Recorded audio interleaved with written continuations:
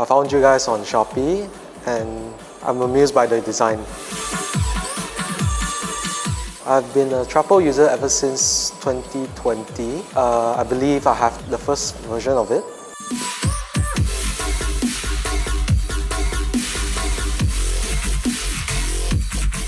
It was great.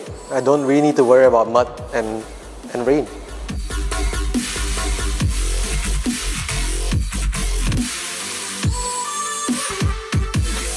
Well, you usually have to worry about tapping your shoes before entering your car. Right now, I don't really need to worry and just go in there, not worry about a single thing, because I know the mat is gonna be trapped.